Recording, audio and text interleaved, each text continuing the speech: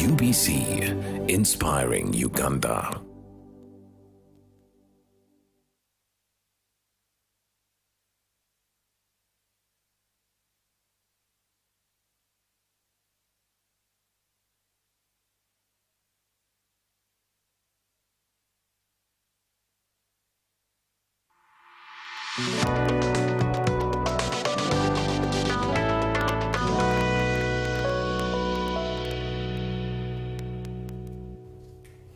Good evening and welcome to Behind the Headlines. My name is Timothy Nyangweso. Today we focus on the national resistance movement. The curtains seem to be coming down, but the conundrum of their meetings and conference seems to be taking a twist that we least expected. Especially yesterday when we went into the special interest groups, 8 of them to be exact, 1 petitioned, 7 went through, especially the Youth League getting their results today. But the biggest contention today was on the second national vice chairperson that seems to have got the results through and saying that the Right Honourable Among has gotten to the helm of that post. What does that mean for the Right Honourable Kadaga? The chaos, the money, the patronage, the cheating, the disappearance of people, all these things make the context even better. But even as the elections are still going on for the vice chairpersons of the region, we expect most of the results to be coming through tonight or tomorrow morning. Tomorrow will be the last day. Today, we interrogate that, but in hindsight, we look at 3 things. 1, what does this mean for the NRM? 2, what does it mean for the national politics of this country? But also, what is the future of democracy in this country? Let me start with the panel that is with me in the studio today. On my immediate left, Dr. Sarah Birete, the Executive Director for the Center for Constitutional Governance. She's with us this evening. Good evening, Doctor, and it's good to have you. Thank you, Timothy. Good evening, fellow panelists and viewers. I'm glad to be on. It's good to have you today. We have no colors, you and I. Last week we were accused of having... I know, every color is taken by, and we have so many parties. I think people need to get used to that parties don't own these colors, and we need to enjoy our freedom to wear colors of our choice. Making her maiden appearance on our show, Honorable Namuga Goreti is with us, representing the people of Magola South. She's with us here, and we'll be putting perspective to that, a member of the National Unity Platform. Honorable, it's good to have you. Thank you for gracing us with your presence. Good to be here this evening.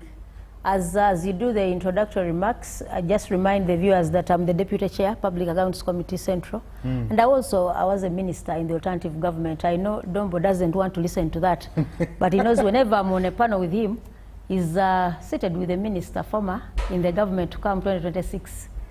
So which docket? I was a shadow minister for science, innovation and technology. Oh. Yes. Yeah. Okay. Lastly but not least, the man that has been everywhere and nowhere, the Honorable Emmanuel Lumala Dombo, the Director of Publicity and Information at the National Resistance Movement Secretariat, is with us this evening. Good evening, sir, and how are you? Good evening, Timothy, and good evening, my fellow panelists, and good evening, our viewers. It has been a while, but I'm glad to be here. Let me hope my voice, after talking hoarse throughout this period of our conferences, I'll be able to communicate with the population and pray for God's guidance and providence. So, we'll also be joined by Yusuf Serunkuma, who is a researcher and a policy analyst, to put perspective to some of these discussions. I'll introduce him when he joins us. You can be part of the show. Go to our YouTube channel, let us know what you think. Drop your comment there. Our X platform was streaming live on that space. Drop your comment there. For text and WhatsApp, 0709 60 92 20, 0709 92 60 25 for text and WhatsApp. Let us know what you think, and we'll be getting into that conversation in a very short while. But for context, especially for the special interest groups, these groups that we're talking about, the Women's League, the chairperson has already been appointed as of yesterday, elected to be exact, Madame Kopsinje there. Shafiq Mwanje is the chairperson of the Persons with Disabilities League.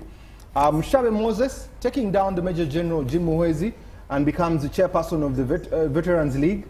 Businje Penny becomes the chairperson of the Older Persons. Rakajara Arinaitwe becomes the chairperson, retains that post. Tom Butime, the Historicals, retains that. And then finally, the one that we received this morning is Collins Tanga, who becomes the chairperson of the Youth League. The Entrepreneurs League is still in limbo. That's why we start with Honorable Dombo. Honorable, this special interest group, what happened? About what? There is no election. People disappeared. People were taken to Tanzania. Up to today, we don't know which people were taken, who took them. What answers can you give us?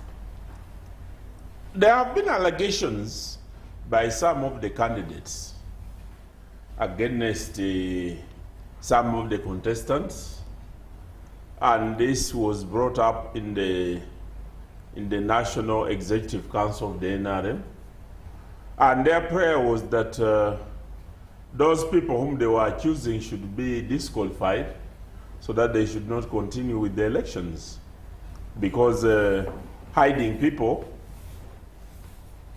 is one of the prohibited conducts within the national resistance movement.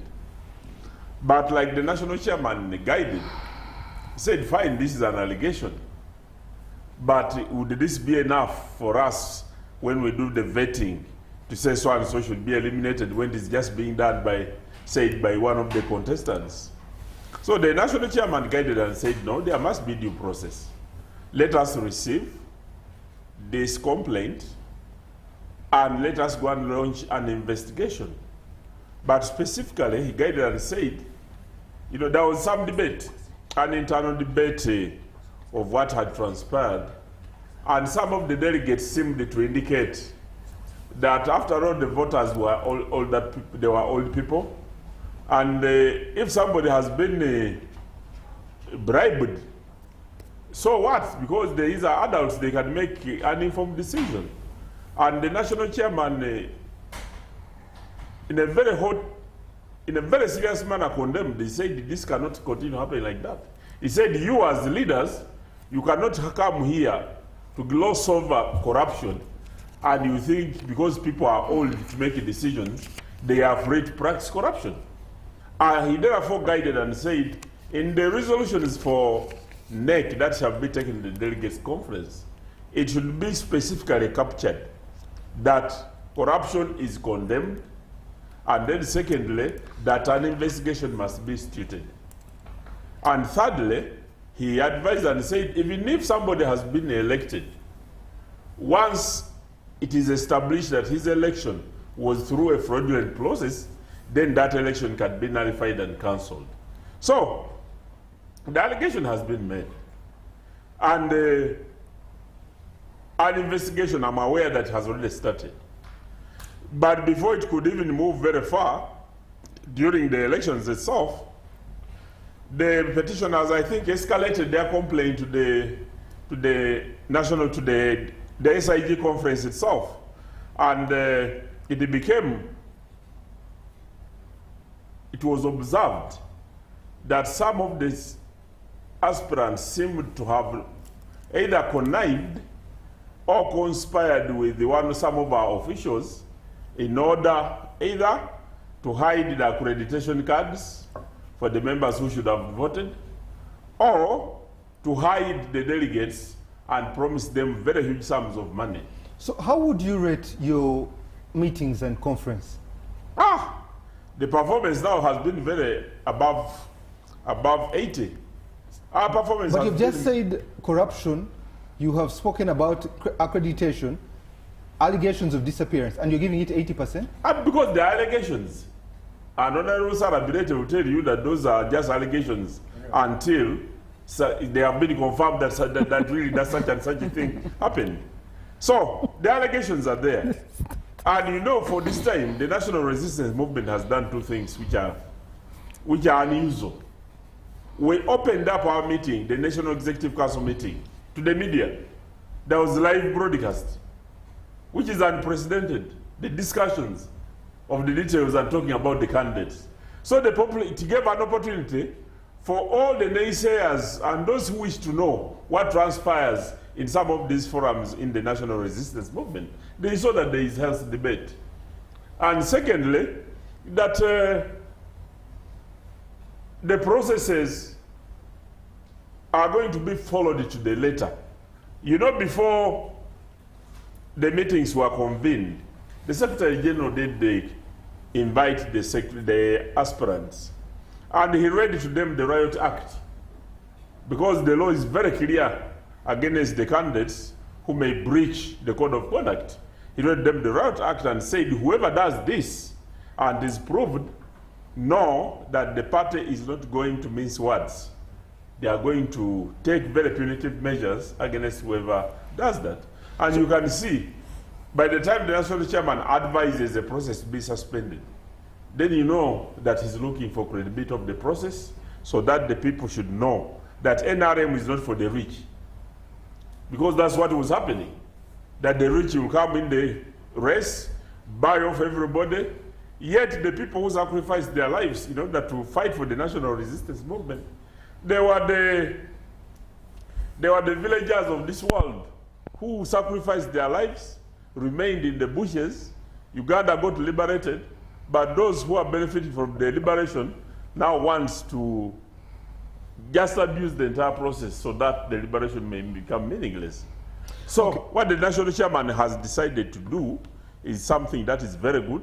And even right now, when I was coming here, I left him in Kololo, seated this time. Perhaps he could have said, perhaps it is people use his absence to want to do funny manyangas during the elections. He has decided to sit, perhaps until the results are declared tonight. And we're going to come back to the point you've made of money, and we'll come to that point. Let me come to Honorable Namuga. Honorable, when you look at this process, especially coming all the way from last week on Wednesday, it will be concluding tomorrow, seeing some people come out of the elections, Captain Mike Mukula seceding and saying, you know what, I'll support Echodu. You also see Honorable Chiwanda coming out. What do you make of this process of the NRM? Actually, I should say I want to congratulate all colleagues. You know, when it comes to politics, much as we subscribe to different political parties, we are colleagues in this assignment of leadership. And I also congratulate those that have really managed to stand in these turbulent waters. Because when you look at, I should say, Honorable Kadaga said the humiliation that some of these ones go through. Much as the Honorable Dombo has told you, he awards himself for an 80% performance in what has transpired. And he has told you, you know, because of, there is no evidence, it's just an allegation. But one would wonder, because it tells you it has been a live broadcast, everyone sees what is happening in Kororo. And this is the very reason as to why some of us who are not delegates to the party can comment to them. So I should say, this election communicates a lot, especially to the young generation. Because we've never seen people who call themselves veterans in this game cry tears. When you look at the comments of Mike Mukura, I think he withdrew with a lot of, you know, with a lot of, I should say, anger, because somebody might assume that it's because it was out of goodwill and wish for the good of the party, but it wasn't the case. When you look at the likes of Chiwanda, he withdrew because he did not have the money to sustain the whole process. When you look at the youth who were complaining about, you know, we've been here for quite some time. Some of our colleagues have gone back as delegates because they did not, I mean, they have not been given enough resources to keep around. All the monetization of politics that has taken place in Kororo communicates a lot to the future generation. I saw who will say, you know, whatever has transpired, whoever is part of this game, our generation cannot sort out this mess. We only leave it to the generation to come. And for him, for Dombo tells you, you know, NRM, we are trying to show the public that it's not about money. Anyone can come and join the race. But the country has watched. And even the chairman of, I should say, of the party. You know, sometimes some of us are hesitant to mentioning NRM as a political party. At times it seems to be a person is NGO. But I should say, for respect, a party. The chairman himself came out and said, I have never seen this corruption. The corruption that has been seen in this current delegates conference has never been seen somewhere else. And actually, for me, I was wondering, why couldn't he call off all these circus? Because when you look at the mess that is in Kororo, and the president also not says that, you know, a lot has gone wrong, instead of calling off a few positions, say for the Entrepreneurs League and those that were stayed for the youth, but I think he has been announced, Tanga's son, much as the youth complained, and they were like, really, this is conflict of interest. How can you stand for such an election and you are the one to announce? Even if he had all that support, it's hard for the public to believe that, you know, Tango Doi can allow a son to lose an election. So this communicates volumes to the country in regard to, number one, the sustainability of politics when it comes to those that don't have resources. People have been telling you who said he has never seen sacks of money moving around, and all this has happened around Kololo. So for us who have just joined the politics, one would wonder whether we can keep up with the pace. And if this has been done in the NRM, you know, this happened in the youth elections, you saw, and they were like, you know, the opposition, you were crying all around, but you failed to mobilize. We said, you'll see it. It came to their primaries. They had 421 petitions. That was a communication that in almost every district, at least they did not have less than 4 petitions in every district. So one wonders, what is going to happen in the 2021 election? Don't you think this is going to, first of all, it is going to cause fear to those who had, you know, come out to express interest in different positions? Number two, for those who felt they would have the guts to stand against the big shots in the party, and they have won, do you think they can come and stand against them again? So the youth are going to be intimidated more. You heard the Honorable Kadaga say, you know, these elections have been, full of intimidation, money everywhere, you know, the rigging, change of registers. So for us who have just come on board in the line of politics, and for me, I had a different picture. I used to respect the kind of Dombo. You know, whenever I just used to see him on TV, I had never met him. I only had an opportunity to meet him when I came to Parliament. We used to respect them. You see him, you know, well-dressed, and you would think the man is a man of integrity everywhere.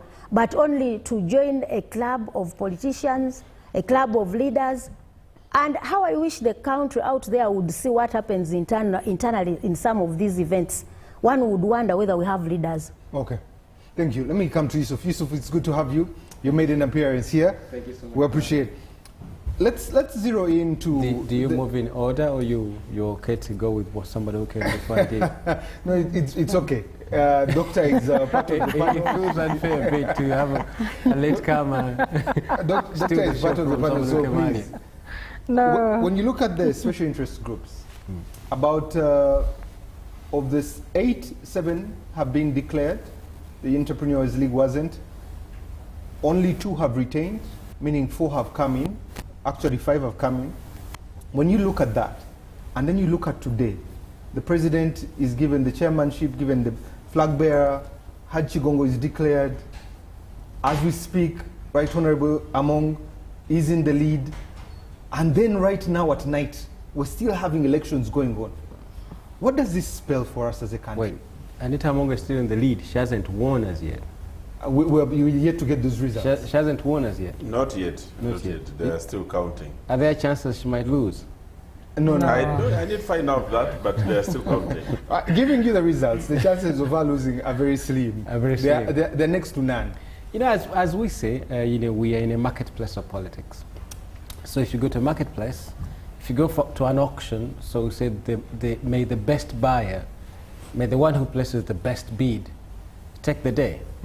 But being that politics is not business, you're not in politics, it's not a business where you're transacting and getting honest money, so we can say may the best thief win. The one who has the most amount of money, can they win money, which by all intents and purposes, they didn't do honest business to earn this money, but they stole it. So may the best win, maybe the best thief win, and we wish them all the best of luck. Why are you saying may the best thief win? And I wanted to move on to the imagery of a circus. Okay. You know, I come from the performing industry, and I'm quite familiar with the circus. You know, when you go to attend a circus, the circus performers begin by buying places where they're going to rent and stage their different shows. Yes. Right? And circuses are very entertaining things, by the way. If you go to a circus, you actually get entertained. Now, the people who actually stage the show pay for those places. So they pay for the space? They pay for those spaces from which they earn income. What we are witnessing at Kololo is a small representation of people trying to rent their different places into a national circus. So if you take what is happening in Kololo as a circus in itself, I think we have been entertained. Right? There's nothing that as pleasant as watching the old hands at stealing elections, the old hands at buying elections, being bought out of these elections. It's very entertaining to see such a nice spectacle.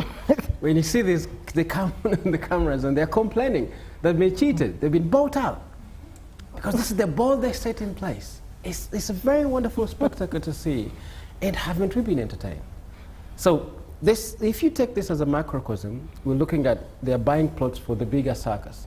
Now the bigger circus plays out in Parliament, plays out in State House, plays out in different places, right? So again, may the best thief win, because now the stage has been set for the bigger circus, okay? And one of the fascinating things that has happened to me this week is, and I think Honorable Dombo here, I think he's even tired of talking, because he's been talking about this thing for a very long time, is the enormity of time we've spent discussing the Central Executive Committee of the NRM political party stroke movement.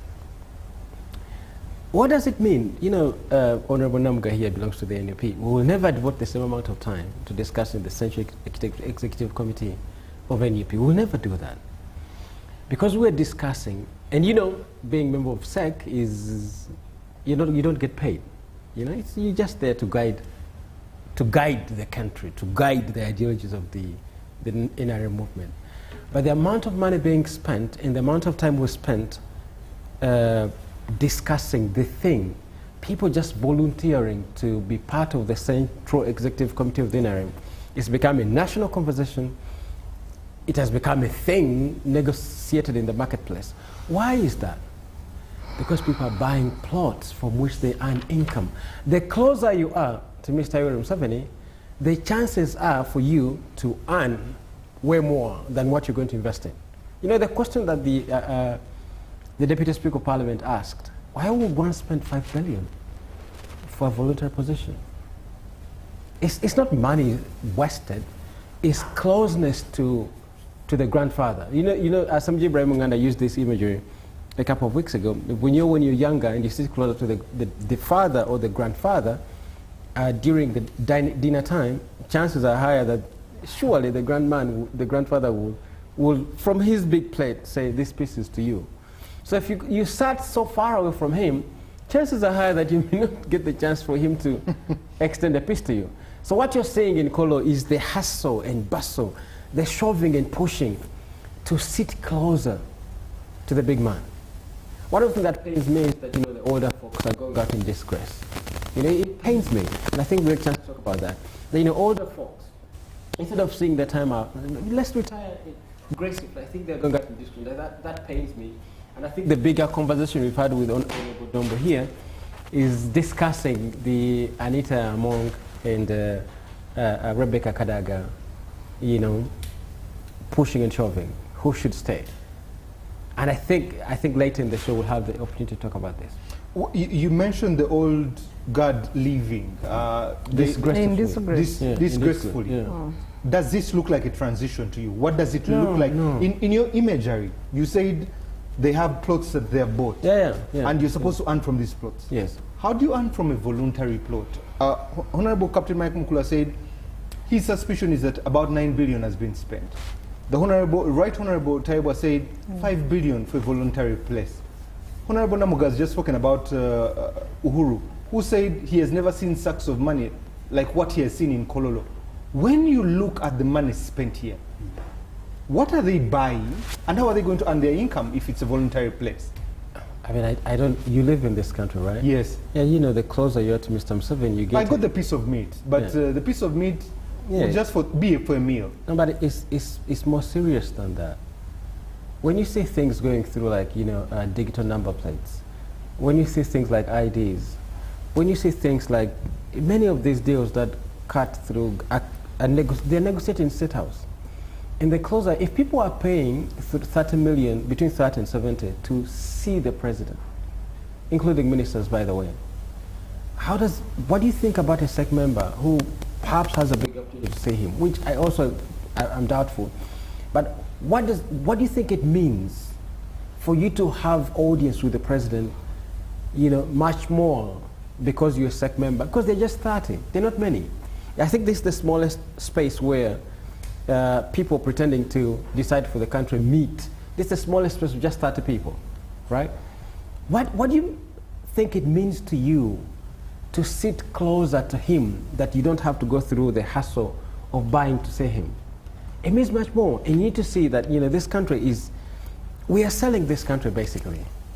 We're selling this, and everybody is trying to negotiate his access to a position which gives them power to be part of the sellers.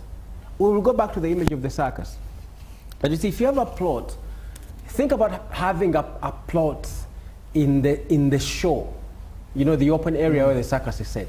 But how about if you are closer to the owner of the space where the show is being staged, the man that is being paid rent to, if you're closer to that man, it means you earn much more.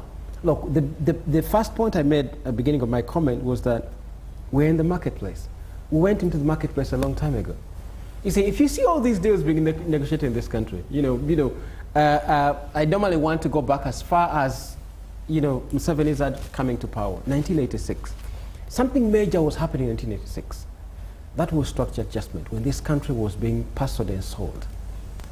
We are seeing continuity. All those things that were sold, many of them have not yet been sold, by the way. Many of them have just been left to ruin. And if you have access to power, if you don't get the chance to become a minister, if you don't get the chance to become an MP, MP is maybe a lower position, the closer you are to the key decision makers, the closer you have access to those little things that this country had, Lake Victoria, our parks, our forests, our networks, the closer you are to the man who is always writing letters that State Council, give this to so-and-so, give this person money, the closer you are to that person, the more powerful you are, not just powers, prestige, and dignity, but in terms of access to resources. That is what is being negotiated in So in short, we are now a marketplace for the highest bidder. No, we're not now. We have always been there. Not now. We've been there, I think, since 1986. Doctor, let me come to you. You've had the analogy by Yusuf, especially on the marketplace and what we're selling. But let's get to the Right Honorable Anita Among is now, if the results are what are reflecting, the third most powerful person in the NRM, after the president, Haji Chigongo, and then herself. She's also still the speaker. Where does this leave the doctrine of separation of powers? Where does this leave the checks and balances of the legislature to the executive? And what does this fusion mean for any hope that Ugandans had in the legislature?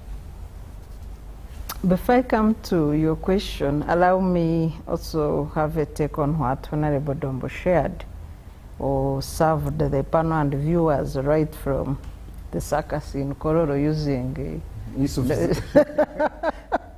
analogy.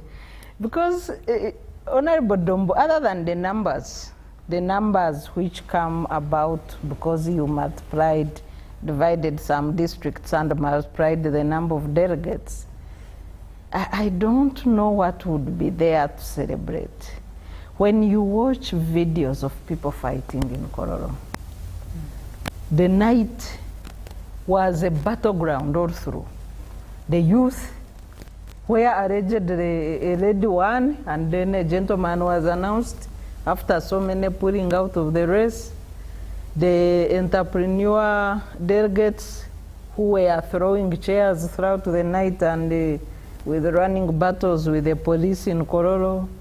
When you look at the women league race, where even some of the senior cadres like Honorable Anyoto withdrew in disgrace, the party will fight so hard to bring back cohesion. With all these people pulling out, they are not pulling out in good faith. And you know that. So I don't know whether that is something you need to celebrate. Two, this going into the election with this discontent, with these fractures in the party, and the dynamics, these discontented leaders are likely to create for you in the general elections. How prepared are you? Also, if you look at really NRM and continuing the analogy of the circus, which is just a battle of money, not a battle of ideas. You have your top organ, which should be occupied by the cream in the party, and it should be a competition of ideas. who has better ideas for the party, to take the party forward. Instead, it is a battle of money.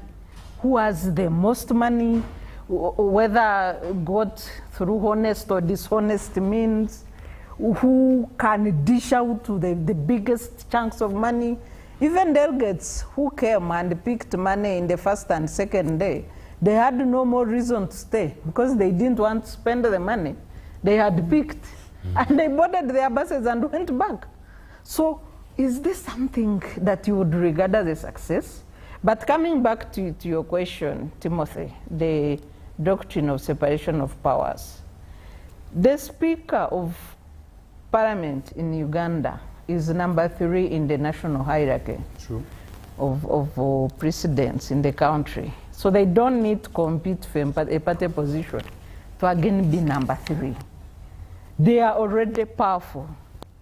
In developed democracies, a speaker and deputy speaker of the House, when they are elected, they return their party cards to maintain the doctrine of separation of powers. In some countries, they choose people actually who don't belong to any party, mainly from the academia, to become speaker and deputy speaker, purely non-partisan, to lead the legislative arm of government. When you are elected, and even when Kadaga was speaker, regardless of being the 3rd in the party hierarchy, she never went to Chankwanzi. And I'm sure you are aware of that. Said, I'm a speaker. How will I steer the parliament if I'm part of the caucus decisions? But I can bet that Anita is dying to attend those meetings. And that's why she was dishing out a lot of money in Kororo. Maybe she doesn't even know. Because most of the speeches she has made as speaker are contradictory and sometimes disrespectful to the doctrine of separation of powers. Maybe she doesn't even understand that. I wouldn't put it far from that, really. So we need to move to legislate for proper doctrine of separation of powers by ensuring that members of the judiciary, judges, don't belong to any party. We had the Deputy Chief Justice, the Honorable Justice Stephen Kavuma, who was a founder member of the NRM party, and he never returned his card. And it was a controversial issue. So we need to make sure that once you are chosen to belong to, to be a member of the either judiciary or head the legislature, you return your party card. And for the time you are in service, you don't belong to any party. That's the best way we can protect the doctrine of separation of powers in this country. Doctor, as an election observer, when you look at what has been happening in the NRM for the past 7 days, what reflections do you get for 2026? Well, for long we have been documenting reports show that NRM's strategy for power retention is either money or violence. And the two tools of power retention have played out very well in Kororo. If anybody ever doubted our reports, I'm sure they have seen evidence that NRM's strategy for power retention is money, and where money fails, they deploy violence. Force They applies. don't have any other strategy beyond that. Honorable Namuga, you had a comment to make before I ask you a question and I get to Honorable Dombo. You had something No, to I was just yes. informing her that where money fails, force applies. Yeah, that's that's why the you saw violence. the Honorable Mawanda say, you know, they had to attack my line. The soldiers came and pulled people away from my line. Now, if, You know, As in that, yes. Timothy, there was a very humiliating picture of elderly women fighting in Kororo. Their children are watching. Which elderly women? I will you show you didn't the see that clip. video. He missed it. There You so- missed there- it. There There were are so many there were things. so many. Sakas, there are so many things. So many. I have the clip here. Timothy, just a quick comment. Were they fighting for food? No, I think they had something like papers. They were kind of registers. They must have been registers. They were fighting to pick those papers away from that woman. And they had to chase her. This one pulled this, the other one took this. You know, so it was Timothy, kind of chaotic. Just a quick comment. Yusuf. You know, I actually think one of the fairest elections we have in this country are NRM primaries and NRM electoral processes like the one you have in Kolo. I think they're the fairest we normally have. Because whoever there has the same number of contacts, they can call for help. The balance of terror. So they have, almost all of them have money, so they compete on familiar territory. Who has the most amount of money? Who has the most amount of violence? And there is no due process afterwards. The violence that happens in those places often ends in those places.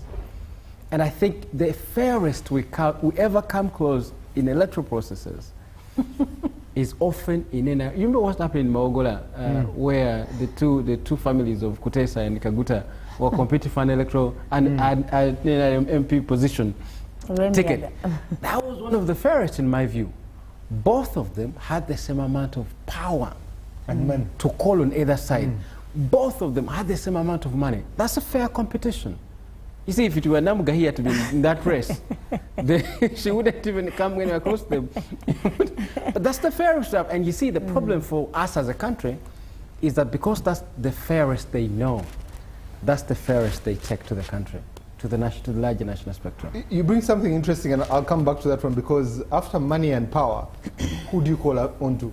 Who's your 9-1? Honorable Namuga, when you see the scenes in Kololo, and you are going to be a player in the national elections, both as a national unity platform, but also as a political player in Maogola South, does this concern you? Because this can play out in the national scene. Actually, it should not be a concern of Namuga alone.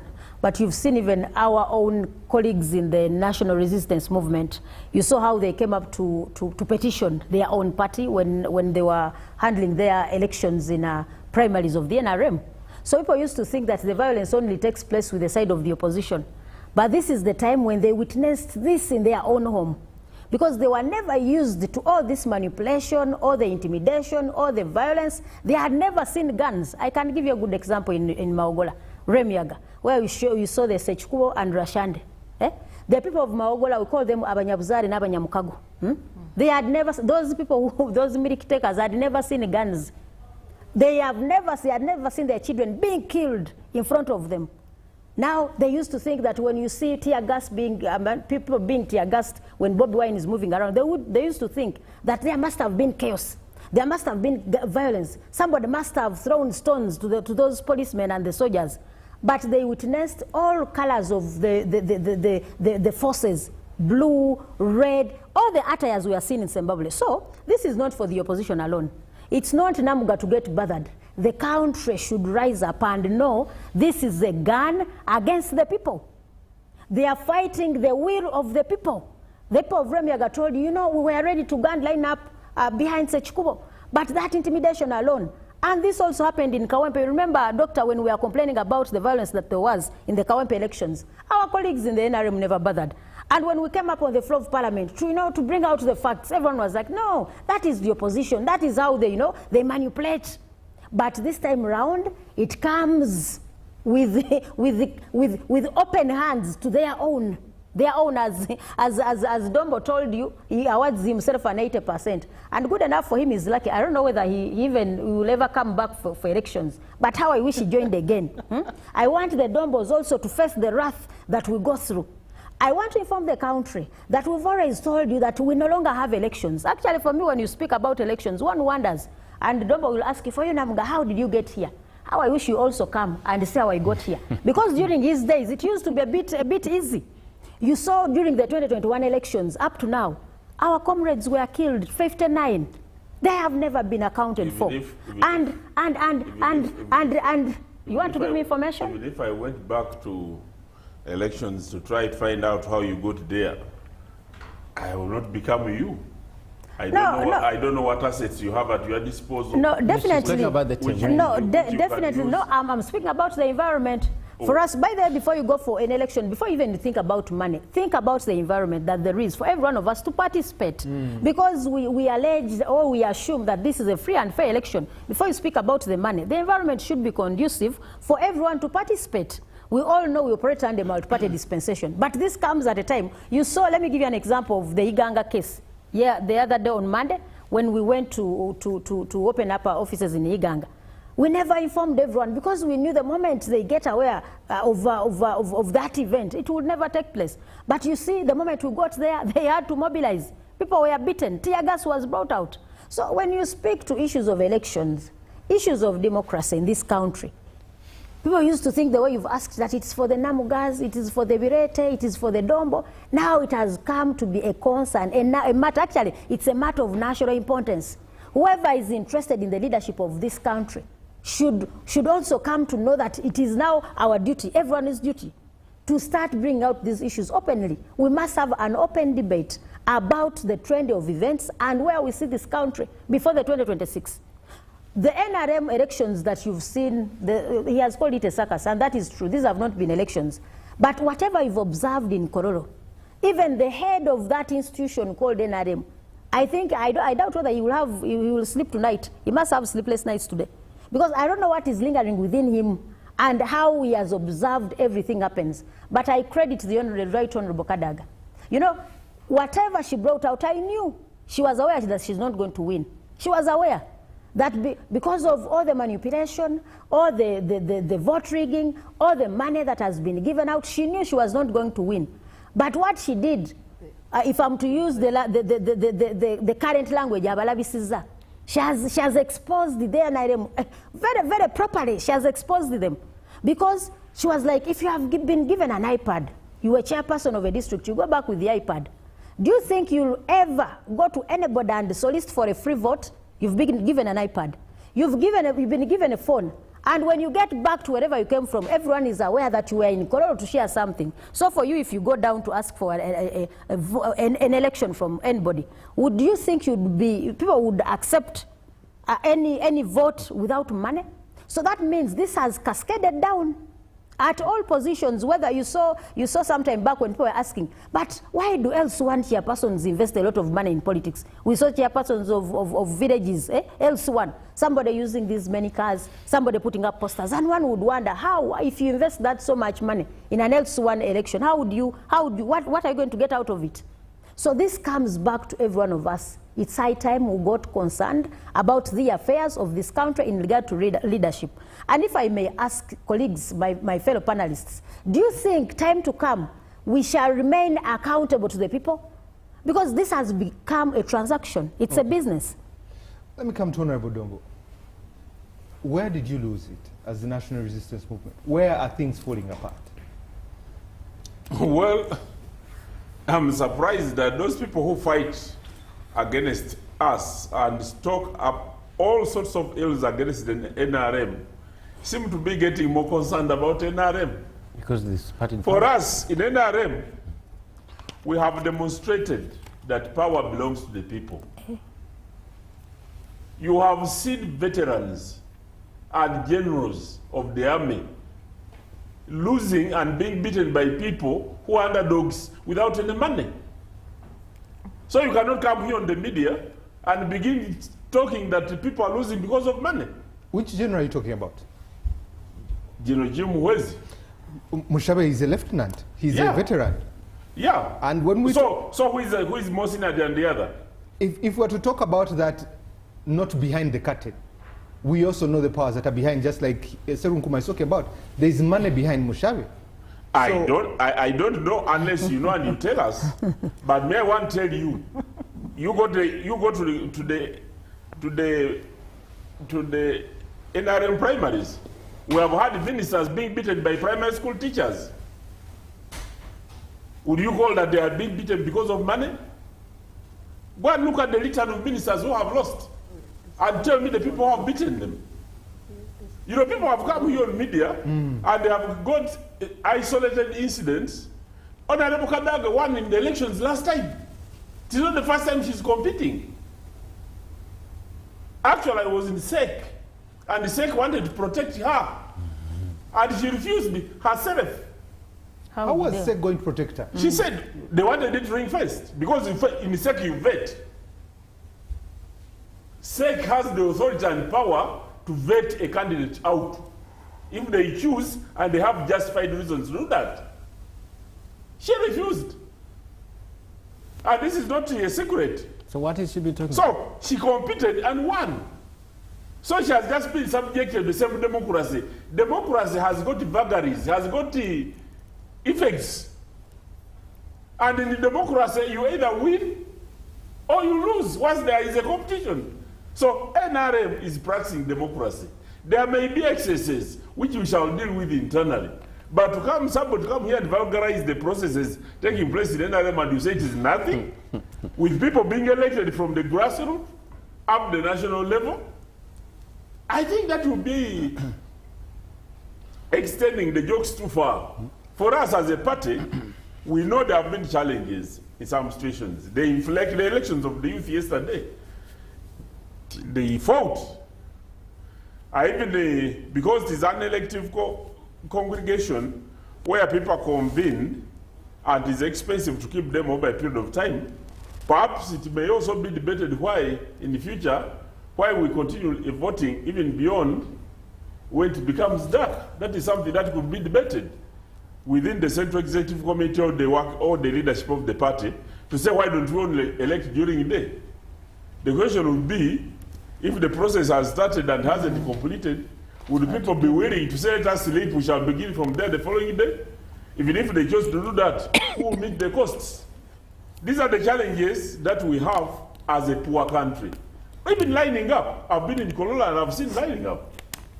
It is good, it is cheaper, but when you have got a crowd of about 20,000 people, how effectively can you line up without really compromising the standards of the elections?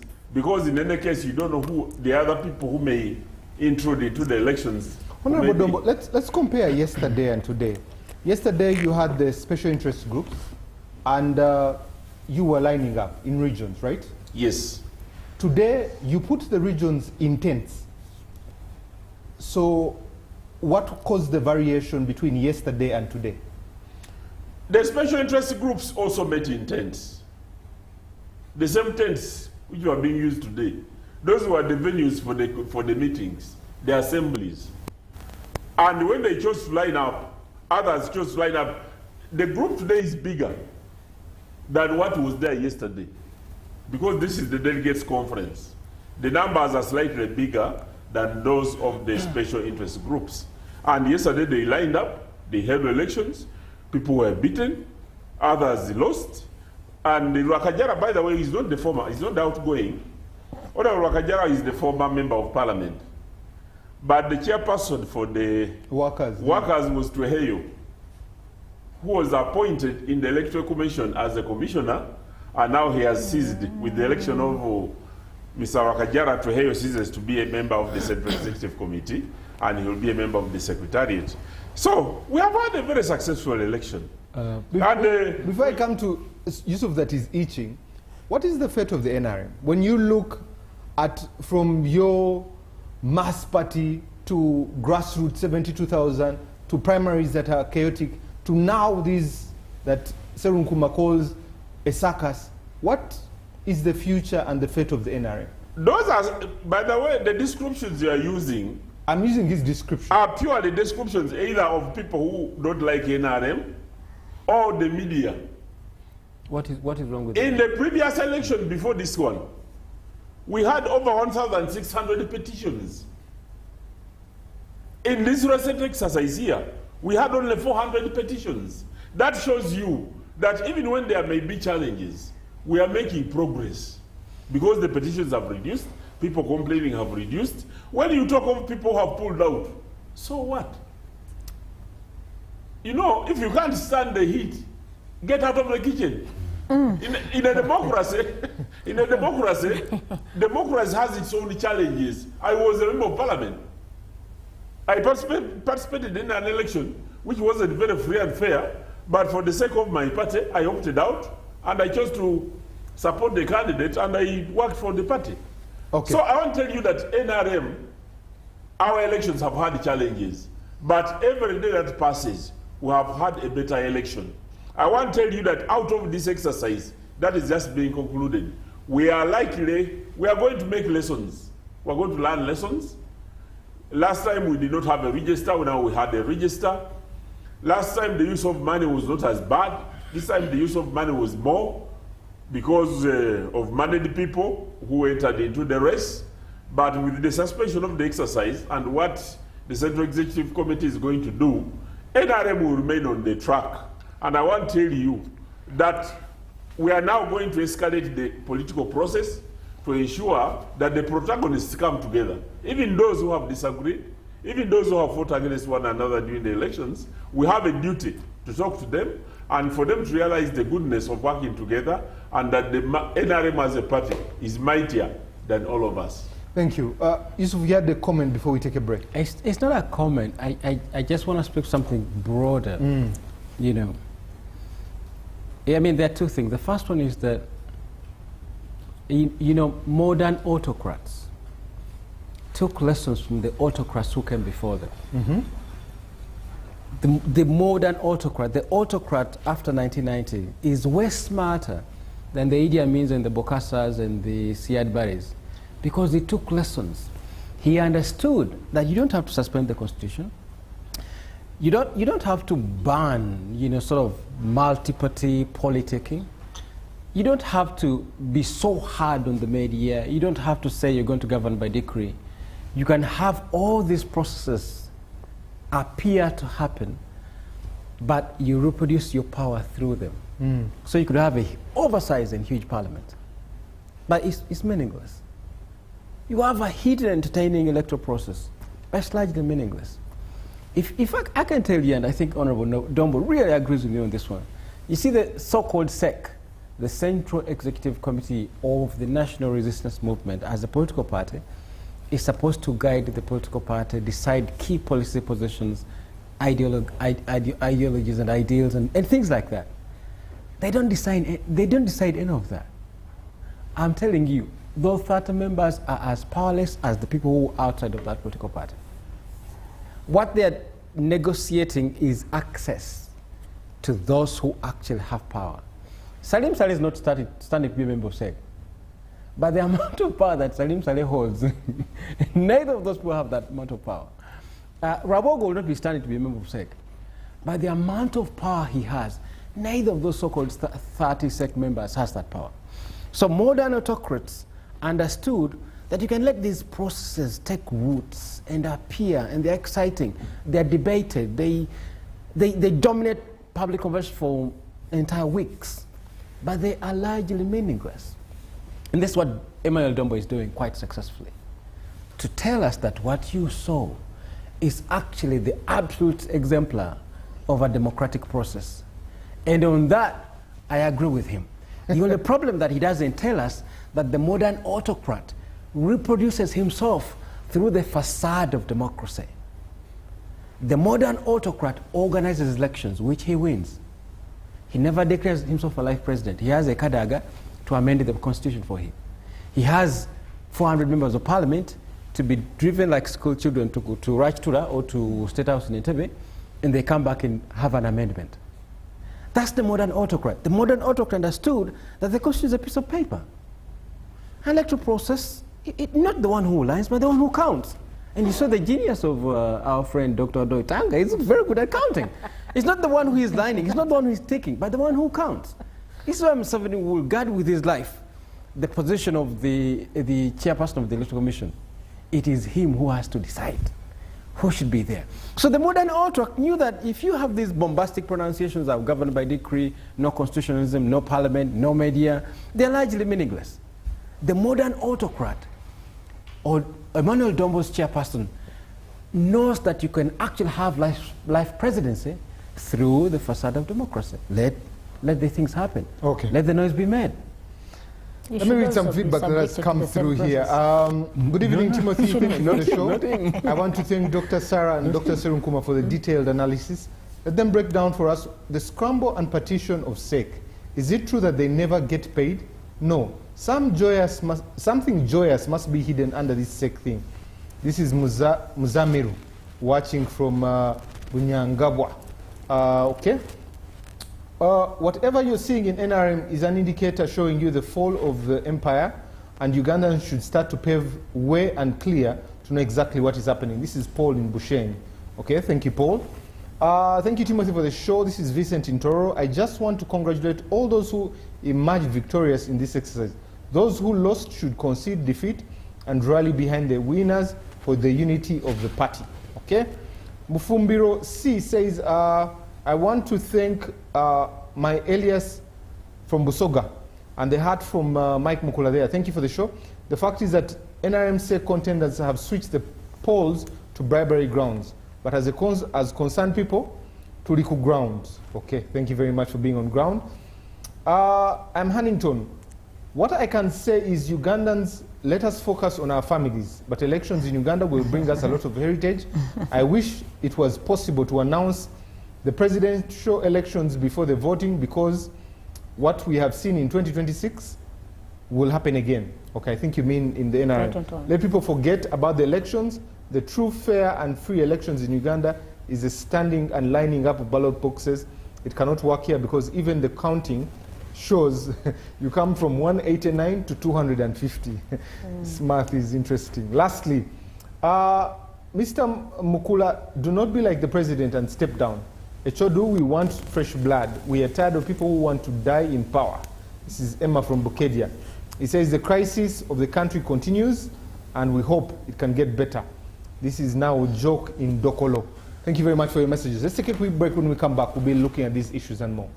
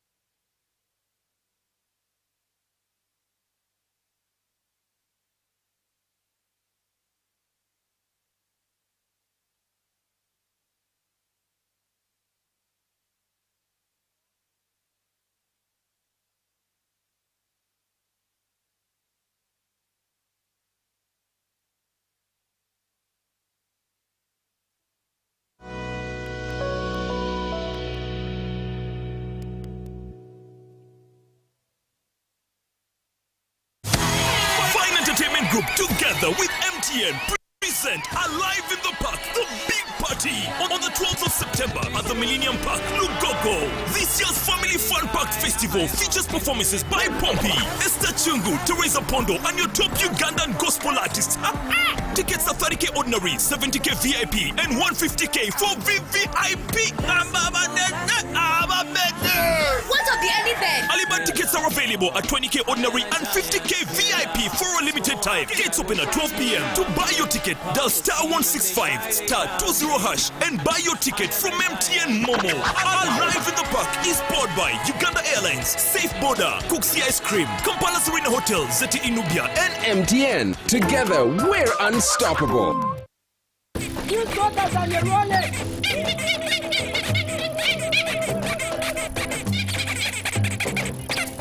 Bobby, again! What's the drama? Drama? Colleagues, elections for special interest groups are calling. SIGs, elections. Youth, PWDs, elderly. It's time to vote for our leaders. June through August. From village to parish to district to nationals. Youth, PWDs, elderly. It's time, go vote your leaders. No! F-bomb-B! Elections are supposed to be peaceful. Easy vote, okay? Youth, elderly, and persons with disabilities. It's time to choose our leaders. Let's show up and participate in the special interest group elections. Starting June through August this year. Your vote, your voice. My vote, my voice. This message is brought to you by the Uganda Electoral Commission. The government's core mandate is to maintain law and order, safeguard citizens' rights, and provide essential public services. Remember, one of the pillars of the roadmap is innovation and entrepreneurship. There has been this question of how are you protecting our indigenous seed? It's going to be a tall project. That answers somebody's question. The Front Bench has brought you insightful discussions on governance, security, healthcare, justice, and commerce. Why do you go through this complicated procedure, involve the lawyers? You bring the case against him, the judge will hear you out and pass judgment, and you're out of court in record time. We remain committed to keeping you informed and engaged on key national matters. So these are huge, these are powerful organizations which now Uganda chairs. Why don't you come together? If we haven't migrated to the e-card because of various reasons, including that not all the people of Uganda have smartphones. You can sit in your house, apply for a passport. If you have a Ugandan who has a successful logistics firm in the US, it means he can come to Uganda and do a lot more. Every Monday at 8:30 p.m. with me, Jethro Kasaiji, your interface with the government only on your public broadcaster, UBC, Inspiring Uganda.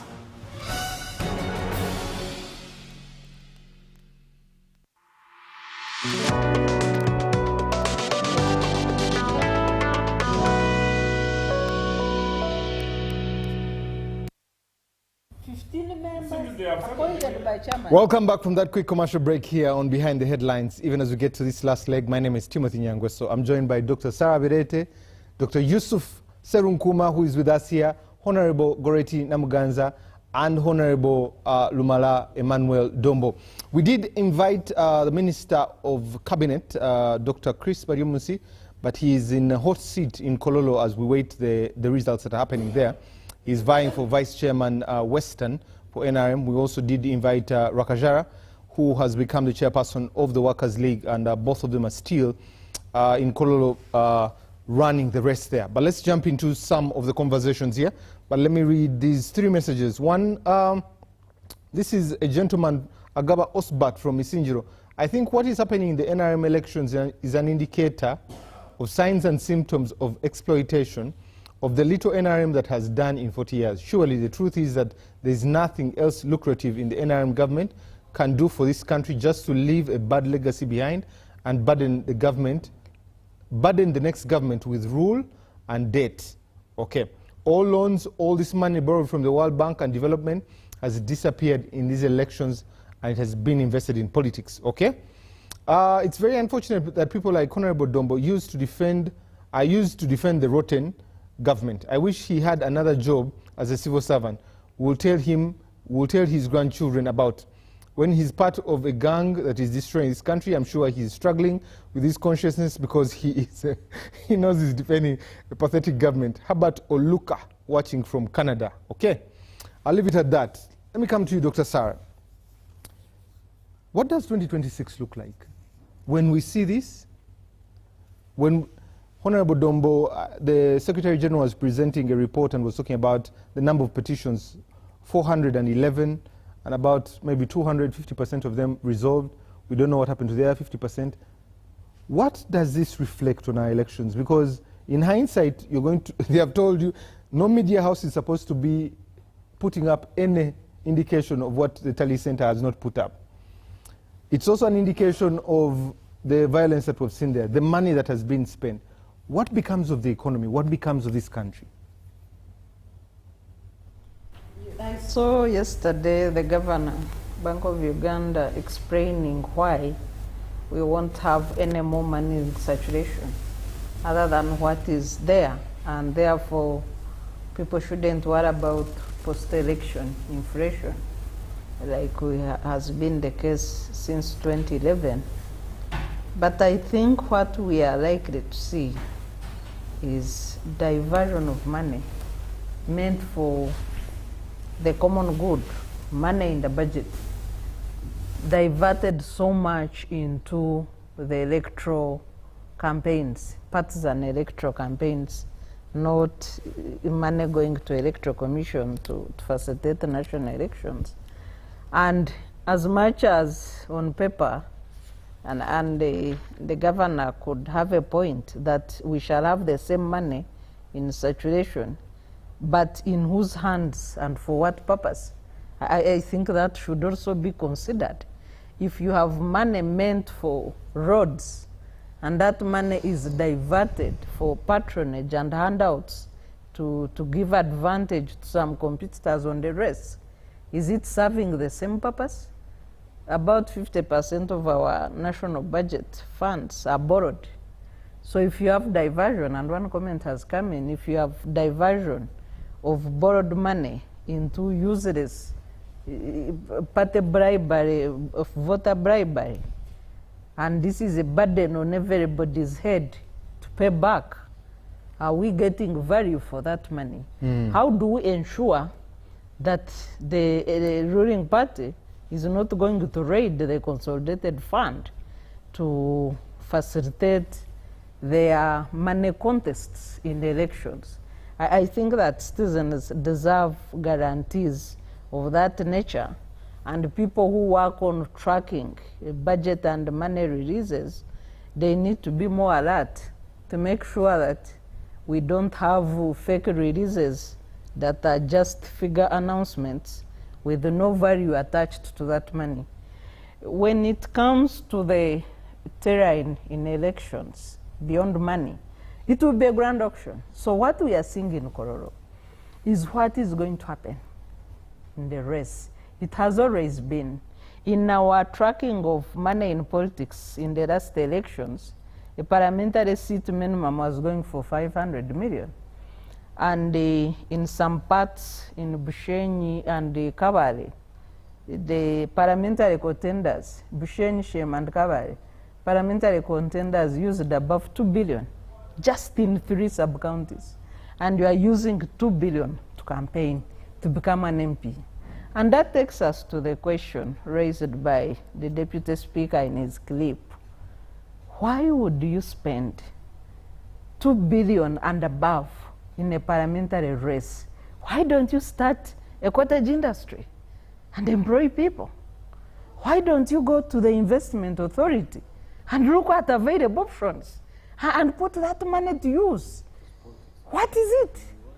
Because, and there was a, among the comments. We were here and someone made a comment and said, and I think it was Honorable Mara, that politics is now the most lucrative business. Actually, it's me who made it. Exactly. It's that, and we need to depoliticize service in politics. Dr. Sarah, what else can pay you between 40 and 60 million if you're not a CEO of a multinational? Give me any business that will not be choked. I can give you a simple illustration. My barber put up a screen in his barber shop and he was slapped with a presumptive tax of 7 million. So how is an ordinary Ugandan supposed to survive if the most lucrative is politics at 40 million shillings? You know, the money we pay MPs, whereas, you know, statistics show that Ugandan MPs are the least paid compared to Kenya and Tanzania, we need to attach that money to value. First, we need to reduce the size of parliament to a half, if not more than a half. Minimum is a half. Every district should have 2 MPs, 1 male, 1 female. End of the story. When you do that, it would be okay to pay Ugandan MPs to the extent of Kenyan MPs and task them what are the terms of reference of an MP. You know, a job of an MP has become the most useless. Some of them don't even bother to attend committee meetings. Some of them don't bother to attend plenary. There is an MP from Kisoro who is on record. He has never attended any parliament sitting. He has served 2 terms. He stays in the village with the people. And he earns his money, and it's known. So when you have such people who don't understand the duties and functions of an MP, where parliament has been reduced to a market sort of shouting, they tick boxes, just we have passed the budget, we have passed 100 bills. When you go to the qualitative side of these bills, you find that they are, you know, abrogating the Constitution on a daily basis. All these laws that have been put to test in the Constitutional Court have been found wanting. So when you go to that, they don't do research. There is no time to speak. 2 minutes here, if you are giving us 2 minutes, we wouldn't make any point. You know, they need to overhaul Parliament, overhaul their regulations, and remove the circus element from that house and make it quality legislative, you know, function for the people. When you look at the violence, where NRM will be threatened, and it's good we have the NUP, one of the NUP senior leaders here, where NRM will feel threatened, where their money fails to work, they are going to deploy the military. They are going to abduct opposition supporters. They are going to torture people. This has been the trend since 2001. These are 25 years of increasing electoral violence in the country, unaccounted for, unpunishable, and nobody is bothered to address the trend. So in opposition strongholds, expect violence. Where media will be critical and balanced, expect raids in the media.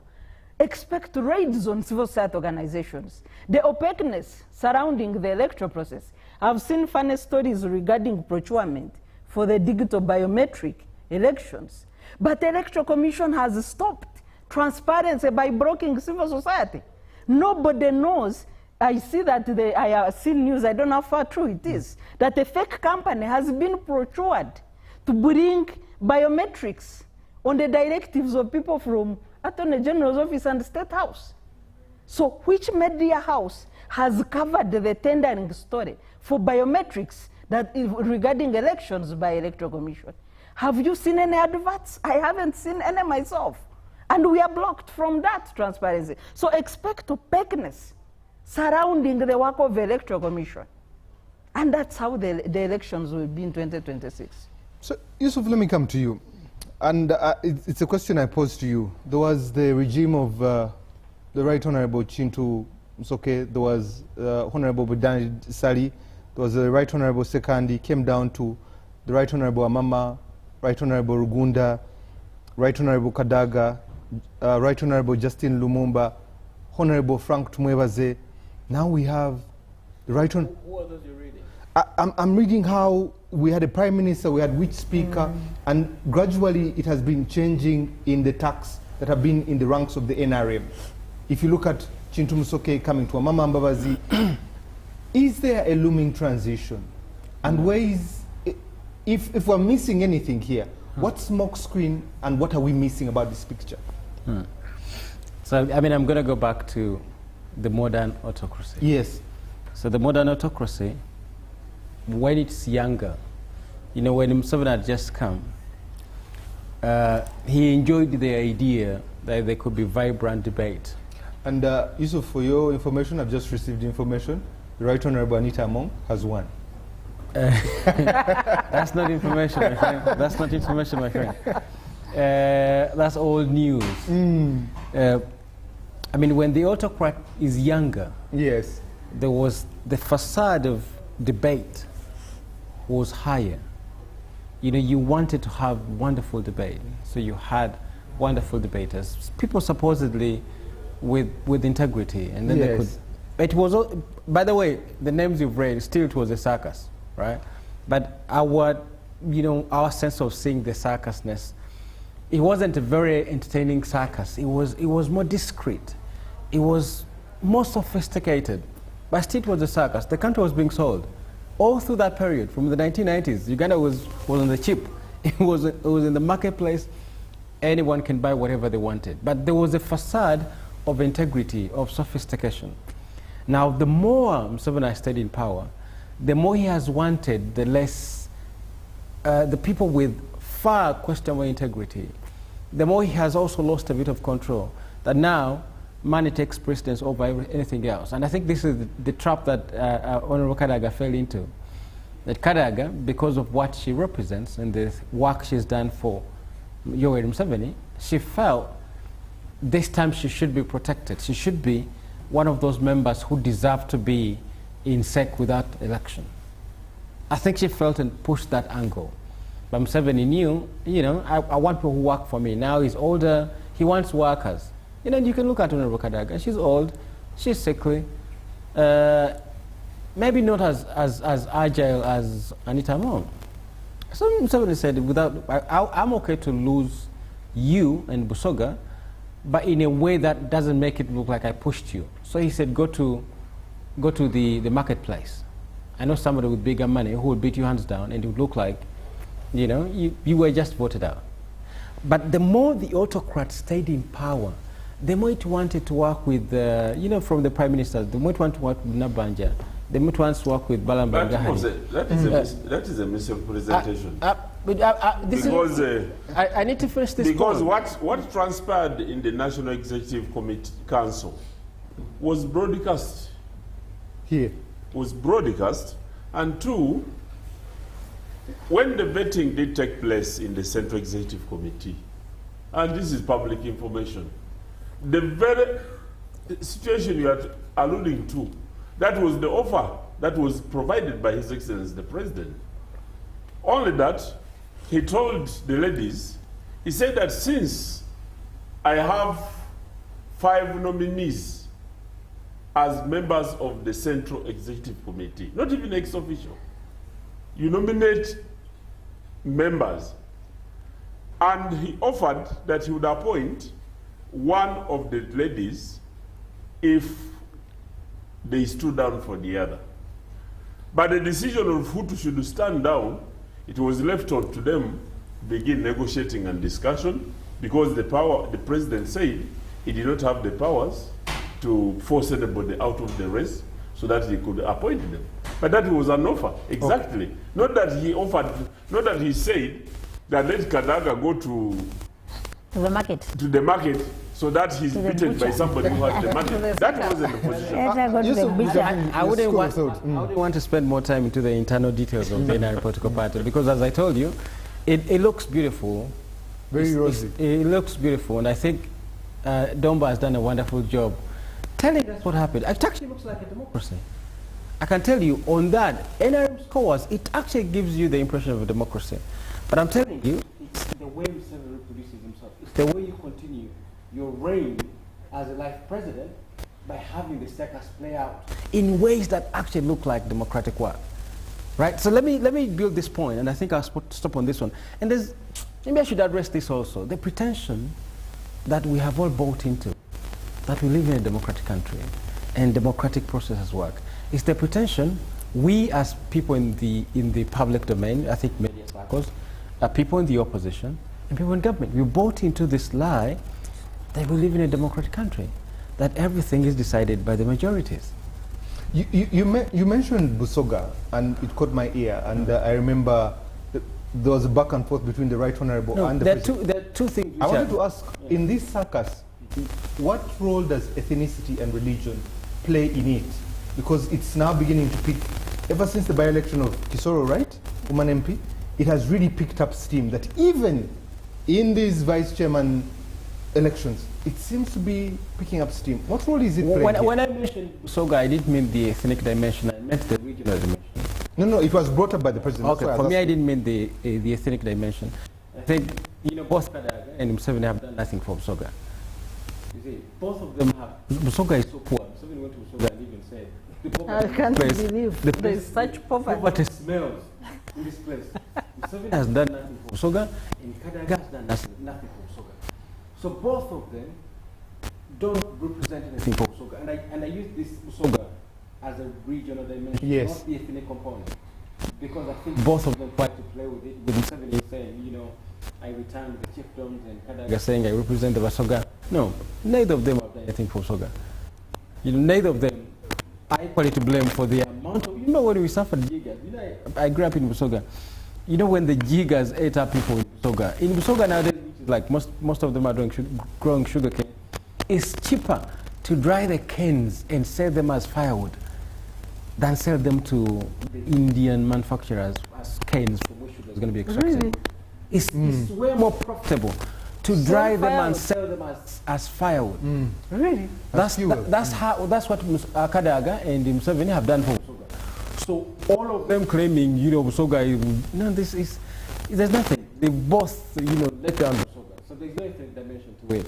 But just as the region has been used and the lake has been sold off, But the point I wanted to make is this. The pretension, the facade of democracy, we have all bought into it. We have all bought into it. Honorable Namuga here, even after understanding that this election is decided by forces beyond universal suffrage, you will still go and participate in it. You know, I think we're exhausted. Our creativity is down. We're failing to think outside the facade of democracy. The Dombos have bought into it.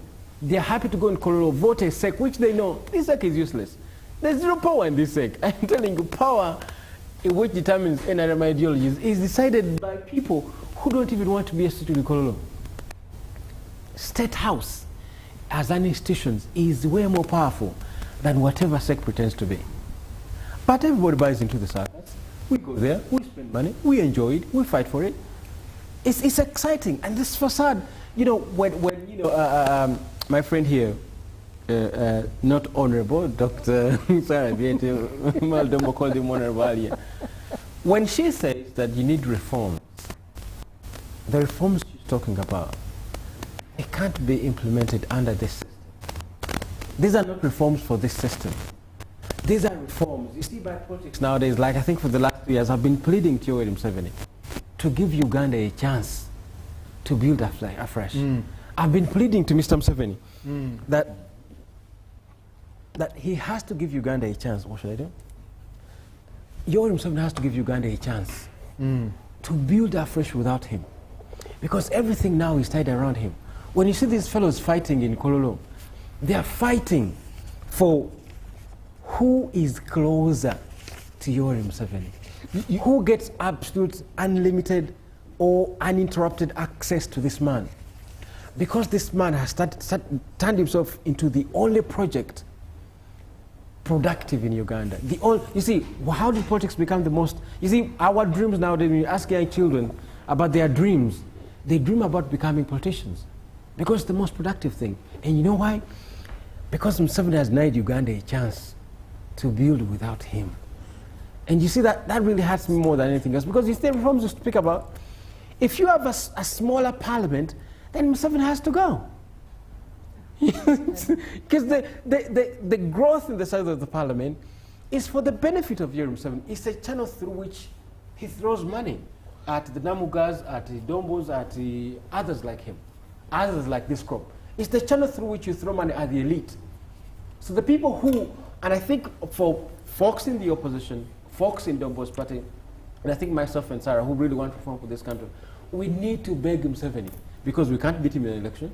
We're not going to go to the bush to fight him. There are no bushes to go to, unless we sit back and wait for him to die, but which will be even more catastrophic. We need to beg him that you have become the single most project in this country. The pushing and fighting in the manner you see in Kololo is so that these people can have access to this man. You mentioned something about thinking and creativity. What are the creative options we have to get this country back on course? Is it of course? Of course. Yeah, definitely. Of course. I'm relating to what he's saying. You know, I don't have the creative options. I think that would be arrogating too much part to myself. I mean, what I can say for now is I think we need to ask Nrm Electoral to give us a chance. So you're begging? To create without him. Because we can't beat him in an election. We can't fight him. We have, at least we've been trying for the last 40 years. There are no bushes to go to. You know, and you know, nobody's going to support you to fight him. You know, people fought back in the 1980s because a foreign force had power to support you. We have never, by the way, as a country, we have never removed the president on our own. From Obote to Idi Amin to the Lutwas, we didn't remove these people. It was foreign forces that removed them. We have to talk to this man, I'm telling you, because he is the only project viable, and people in Kololo are fighting to get closer to him. Honorable Namuga, coming to you, you are part of the legislature. When you look at your leader now, the second national vice chairperson of the NRM, and if I'm to go by anything that Dr. Sarah said, she will be vying to get into caucus to discuss some of these things, or SEC to discuss these things. Where does it leave you, like the legislature, another arm of government, where does it leave you? In trying to pass things that are benefiting the Ugandans? First of all, I want to a little react to Dr. Sarah's submission in regard to issues of governance versus the money and the budget. You know, one of the areas where government spends a lot of money and an area that takes or consumes the biggest percentage of our budget is governance and security. And when one sees the direction that we are taking in the line of governance, we doubt the value for the money that we do spend in the line of governance. And governments seem we seem to have invested much in governance. But when you look at the report, the current report on the Human Capital Review report, it's only 39% of each of us's potential that has been put to use, meaning that close to 61% of your potential has not been tapped into. So, and the other things about that narrative that, you know, MPs, being a member of parliament is the biggest business one can invest in. You know, I bet, colleagues, when Museveni president was in Kololo, he said members of parliament don't like the citizens of this country. They just move around the corridors looking for money. They have never liked them. He has made that statement. I don't know whether you've seen it go viral on social media. He said members of parliament are very useless. Instead of, you know, coming to parliament to legislate for the people, they just look for money all around. And colleagues, if you do observe members of parliament after exit or after end of their term in parliament, just do a research on how many of them survive out there. So I would like to inform the country that Mr. Museveni sometime back during the State of the Nation address said that members of parliament have turned themselves into government. And I want to ask every one of us who can afford and who would love to turn himself or herself into government. None of us can afford it. But because there is a gap somewhere, you find MPs buy ambulances, you find MPs supply drugs in hospitals, you find literally MPs doing activities that ought to have been done by government. So I should say, but you know where the trend, you know where the problem comes from. You can. I've been a member of parliament and I know. You know, the challenge is that in a desire to undermine an incumbent, every aspirant promises to do things that the incumbent is not doing. And they promise even before they become members of parliament. They say he should have brought an ambulance. If I go there, I'll bring an ambulance. They even buy ambulances, some of them, before they become members of parliament. Thank you for that information. Totally distorting the political arena themselves. I want to inform the Honorable Dombo that people buy ambulances because they are not in existence. Otherwise, if an ambulance was in place, why do I buy it? Actually, some of them, no. It is because there is a gap to be filled. He should accept, but that out of a crisis, you know, out of a crisis, public crisis, people come in to do what government ought to have done. So, you know, when it goes to service delivery, we should accept government has not done much. That is why MPs have ended up carrying out activities that ought to have been done by government. And, you know, Sarah, you need to investigate on this. For me, I find it as a weakness on our part. Because if we did our part as MPs, there is no reason as to why we would have gone into issues of distributing money to people. Just imagine, if people got the hospital care that they ought to look out for, if we worked on the roads, if we supplied the water, if we gave the basics that people would want, do you think giving out money would have been an issue in the current environment? But because we look out for the cheapest ways of, quick fixing, and we've ended ourselves into that trap of, serving and doing activities that ought to have been done by government. When it comes, when I come back to the legislature, I've always told you, Parliament has never been independent. Even before becoming a member of SEC for the Right Honourable Anita Mong, you have seen every time we come to moments of budgeting, every financial year, the very head of state calls these different committees to State House. When it comes to times of passing bills in Parliament, you saw the coffee bill. In the morning, you have a different report. Afternoon, a different report. In the night, the report changes. The next day, you have a different report. Because the head of state has called members of Parliament of the NRM in State House to give a direction on how he wants things to flow. You saw the UPDF amendment bill. People started in a very good way, independent. I mean, with a lot of reasoning. It ended somewhere in a different corner. You remember the saga of rationalization of entities, agencies, where people started to allege that, UNRWA has given money, so-and-so has given money. But all this, you cannot start to allege that Parliament has ever been independent. Never. the directives have always been, given from State House. You saw, I wrote the Right Honorable Anita Mong's submission when she was today in Kololo. She said, I thank the head of state for entrusting me. I thank you, Mr. President, for entrusting me with the speakership. I have done my part without antagonizing my chairman and my party. But these come from a speaker. You've not antagonized your chairman, you've not antagonized your party. Then really can one allege that we have an independent parliament? So it all comes back to every one of us to get concerned. If we say that we have these three arms of government, you know, the doctrine of separation of powers, have we ever witnessed in any angle an independent parliament? You remember the time when the SFC came to parliament and it beat members of the opposition, and the speaker had to run away and eventually come back. When she was asked, you know, when we informed her that, you know, Speaker, in your absence, the SFs were in this house beating people, and you know, the videos went viral. She said, hey, are you sure the SFC has been here? I'm not aware. I'm not aware that somebody, we had an intruder in-house. But I mean, that happened. Honorable Namuga, if you as a member of parliament are lamenting, then what should Ugandans do? No one is lamenting. Because, no, let me ask. Because you are the representatives of the people. We do represent. Absolutely. My dear, you do represent the people, but you must also appreciate the power of numbers. You know they have over 359 members, actually even beyond. And you also know that because the head of state, with the virtue of the powers given to the head of state, to some extent he misuses his powers. Tell me a law that tells the head of state to bring SFC in parliament. So what do you want me to do? You saw the other time when it came to the UPDF amendment, we decided to leave because we can no longer handle the humiliation and the beating in parliament. It's not, you note down, you'll submit on your part. It's not that we are lamenting. But I mean the crisis, you remember it was in the 10th parliament, when people were beaten.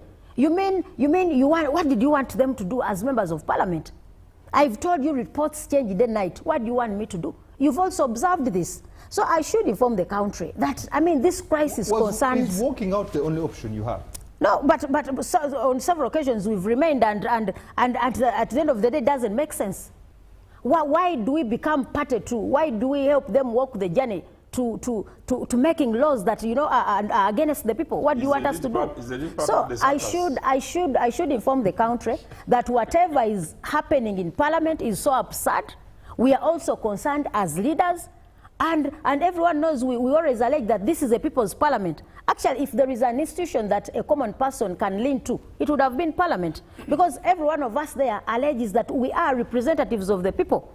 Meaning that we ought to have, you know, legislated, we ought to have budgeted or appropriated on behalf and in the interest of the people of this republic. Unfortunately, we have these of our colleagues who are ready to use all arms at their disposal, whether shooting people, whether beating, using public resources. I mean, they can do it at leisure because they have the power. What do you expect us to do? Honorable Dombo, the president has condemned corruption. Even when he came today, he condemned corruption, he condemned the use of money. Even when the Right Honorable Taiwa got up, he talked about 5 billion. Even when Honorable Mike Mukula was pulling out, he talked about 9 billion. You talk about commercialization of politics, you talk about money, you talk about stopping it. At what point do you stop talking and start walking? Timothy, the issue of corruption is a very big vice that must be dealt with all determination. But corruption keeps changing. That's why when our friends were in parliament, they approved the money for Nrm Mpuga, but they turned against him.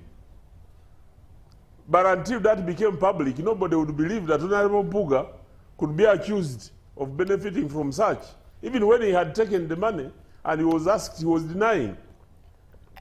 But his money, which had been approved by these people here. But they always come here to talk about corruption because they want to impress the public. The members of the opposition, I told you here on the media, that they will never boycott parliament. These members of parliament, they are given free lunch. when teachers are not given free lunch. I was in parliament, I was never given free lunch. They have never boycotted going for games because they earn allowances. They have never boycotted areas where they earn money. Even when they walked out on the committee of disco report of defense, they went and earned the money in the committee report first, the allowances. And when they came to parliament, because in parliament you don't earn by signing, that's why they walk out. But if they were in parliament like we used to be in the 6th and 7th parliament, where we could only earn the days that we have met, they wouldn't be doing that. But they come here and pretend. So, I want to tell you, corruption is bad. We must deal with it. But our friends here have not been honest. They come here and lament before the public, but when they go there, they are beneficiaries. How come when they're earning salaries, they have never come here to tell us how they negotiate together with the members of parliament of NRM? They go and hide and agree and discuss in their budget in privacy. And when they come out here, they come and pretend that now they are talking on behalf of their people. They don't. I was a member of parliament. And I want to tell you that we moved very strong laws. We even talked on behalf of the members of the opposition, even in situations where somebody would have found it very difficult to do. One time, police club at the Honorable Nabira in Kampala here. I had to stop parliament. They were going to read the budget. I stopped parliament, the reading of the budget, and I moved a motion to condemn government for doing that.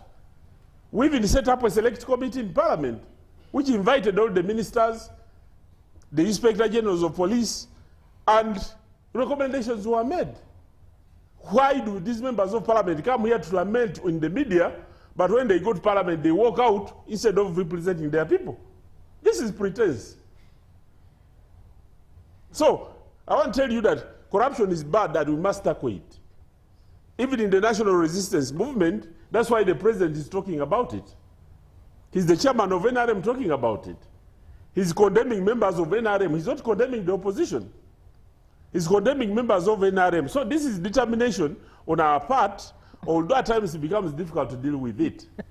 But I want to call these people, you know, so for parliament, we need to work. Let me tell you that parliament, in order to fight corruption, it is the only institution of government which was given the law, the protection, and the type of mandate which nobody else has. Parliament has the power of court to summon, to cause to appear, to present documents. You go and read the Public Accounts Committee reports and see the recommendations that they make. You just know that they get compromised themselves. These committees are chaired by the opposition. Go and read and see the recommendations that they make. When Honorable Alaso, because she was a born again, was chairing Public Accounts Committee, they brought for her money in Parliament, 200 million. And she refused it. Tell me any member of the Public Accounts Committee, of these members of the opposition who are there, who has ever surrendered any money. You think they don't bring money to them? You seem to be massaging politics, Honorable Dombo. No, I'm telling you that corruption, we must fight it, but you must demonstrably be seen to do that. And when you tackle government, you don't tackle government by complaining on TV. You go and move motions. Me, I moved a motion against government when Nabira was beaten. And the select committee was set up. Honorable, let's come back to Kololo. If we're looking at Kololo just itself, yes, please. 3 members have talked about 5 billion, 9 billion, money being spent, allegations of delegates receiving 300,000. Your president, our president, your chairman has stood and said, we need to end this. Why are you not fighting this vice? No, the chairman has said. Now let us wait and see what the chairman is going to do. There was a walk. You have done everything. The chairman, 21 anti-corruption bodies. The chairman has said, let us see what he's going to do. Then secondly, he has put up an investigation. Let us wait, because those are allegations. Honorable Mike Mukula talked about 9 billion. Who can quantify it? Somebody else here has talked about... But where you see smoke, there is most likely fire. So why are you not finding the fire? No, you don't fight fire by throwing stones or complaining on TV. Fighting fire, you must get evidence. You must get people who are willing to testify. Even those who are doing the investigation. You see corruption, why it is very difficult to fight. It's because corruption itself is sweet. And it is even sweeter for those. It is sweeter for those who are supposed to fight corruption. The judges, if they are not corrupted, they are supposed to fight corruption. The police, which takes statements, must fight corruption. The prosecutors must be cushioned. Government has tried by enhancing the salaries of the judicial officers. Government has tried by enhancing the pay of the DPP's department. Government has tried by trying to invest in technology and training of the people who investigate. But the cycle, in order to complete, even the people who go to testify, this may not be part of the government process, but the people with the evidence, they must be willing and not ready to be compromised. Okay, government is trying. At what point does the government stop complaining about trying? Yes. You know, Honorable Dombo, today, as it reminded me of Kemko Ali under Saddam Hussein's regime. As young people, we thought Saddam had really prepared to push back against the American invasion because of the propaganda by Kemko Ali, only to be discovered in a hole like a rat. So when NRM came to power 40 years ago, point number 7 among the 10 points program was fighting corruption and eliminating all forms of abuse of office. I want to ask Honorable Dombo, there was a clip by your colleague from SEC, outgoing member of SEC, Honorable Wanyoto, when she said that she was among the people who advised your party chairman and President Museveni to address the short-term needs of MPs through bribery of the 100 million in order for them to pass the UPDF Act. Have you ever addressed such conduct in SEC? And what actions do you take? Because all your leadership is involved in compromising and weakening the legislature. And how do you then expect to fight corruption, a means that you use to keep power? I can respond to that. You know, it depends on what the confession, if it was, what she was intending to achieve. I was a member of parliament. I have been a beneficiary of a contribution by government to help members of parliament to overcome their loans. A bribery? And I was a commissioner. As a bribery? At that time, let me tell you what happened during our time. Members of parliament took loans, and there was a Chinese company which offered to buy them. But unfortunately, they couldn't, because when we told the president about it, he said that he cannot allow such a thing because it would compromise the leaders if a private an outside company comes in to do such a thing. So because of what happened, the president said, he quoted the Kinyankole proverb. He said, you can only kill your ass with your own hand. He said it in Kinyankole. He said, because this is our problem, because of the recklessness of our leaders, we shall come in to help our leaders get out of this, but we must get a permanent solution against it. The president has done that. He has helped the churches, church leaders. He has helped the religious leaders whenever they have challenges. He has helped business persons to bail them out whenever they have had challenges using his executive powers, but that may not necessarily become corruption. To say what Honorable Wanyoto said, that he gave members of parliament pass a bill, I have never come across such a thing, and I would definitely condemn it if I had heard about it. If I may finish my submission, the president went ahead to put it in writing on his blue-headed papers, saying that you Ugandans who are condemning the 100 million, don't you receive money from foreigners? I hope you remember that letter as well, which was a... But the point on corruption, 40 years in power, NRM cannot fight corruption. The only issue when NRM people, including their leader, speak like members of opposition, is when they are talking about corruption. They speak as if it is opposition and they are going to capture power and do some miracles. They cannot. Who said this opposition we can take about corruption? Because of time, we're going to each get 2 minutes of parting shots, and I'll start with Dr. Sarah, Dr. Yusuf, then I'll go to Honorable Goretti, and lastly, Honorable Dombo. Your parting shots, I will come to you, and then Honorable Dr. Yusuf. Well, as an actor broader on governance, attempting to promote constitutional governance in Uganda, I would be happy to see parties improving their internal democracy practices, which would, in the end, improve democracy at the national level. So when you watch things like what is happening in Kororo, it's a very depressing process. It makes Ugandans lose hope. It will increase apathy on the young people, most of them who are voting for the first time, about 45 million. Some of them might not even show up, which again weakens the electoral process or electoral democracy that we are struggling to build. And it's a shame that really, since 2006, when parties were revived in the country, that parties cannot get right the basics of building internal democracy.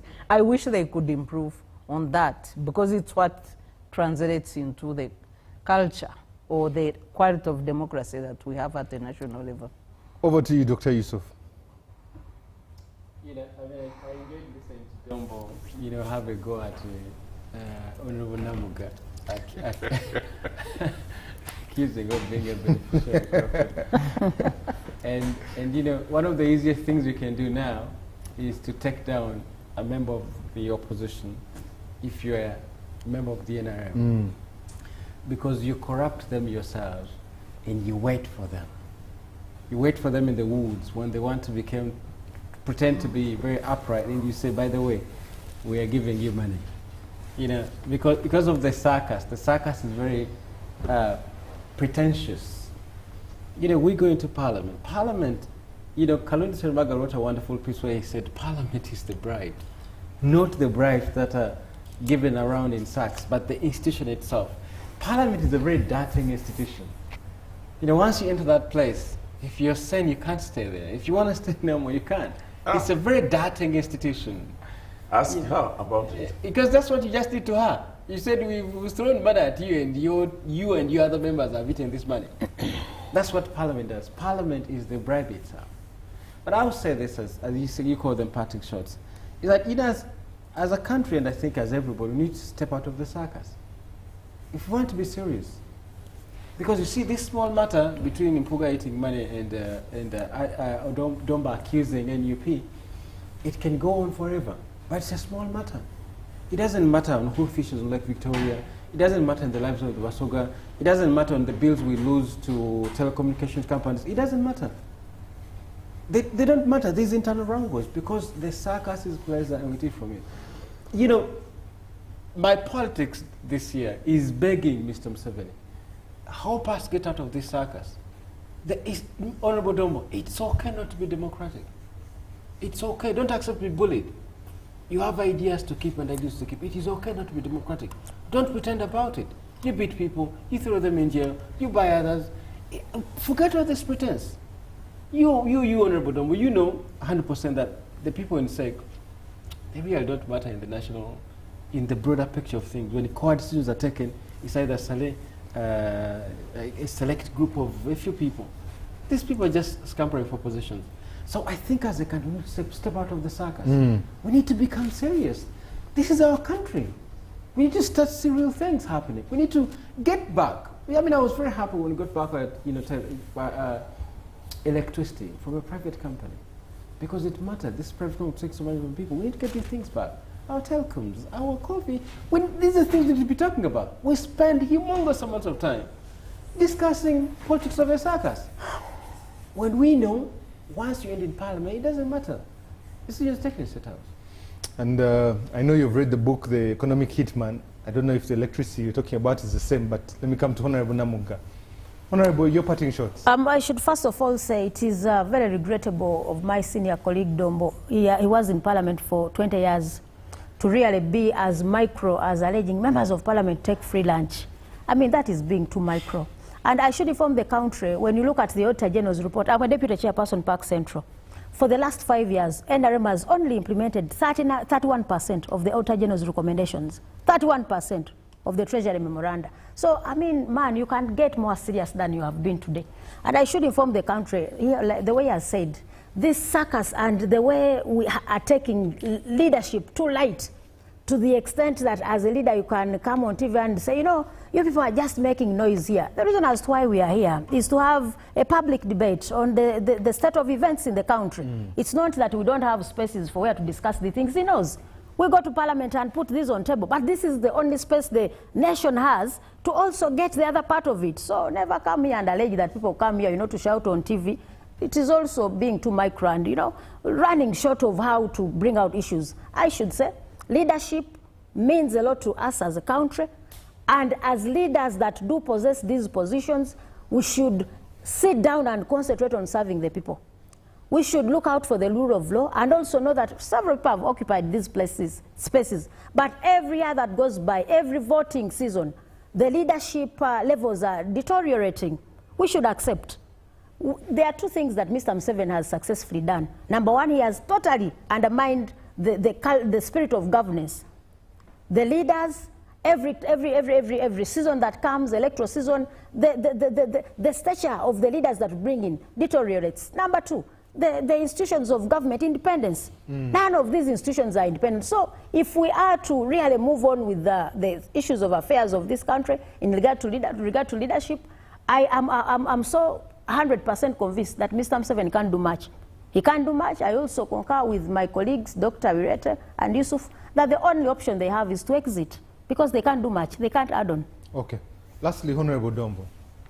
Timothy, you have just said, I haven't read on the social media, but since you have announced, it must be public information that now we have new members of the Central Executive Committee. I don't know whether all have been declared. No, just one. The news that has come in is that the Right Honorable Anita Among has won by 92%. The Right Honorable Kadaga got 7.6%. The rest are ongoing. You said the news. I want yes, the news. I want Timothy. You are really the circus puppeteer. Timothy, he tells you he belongs to the arts industry.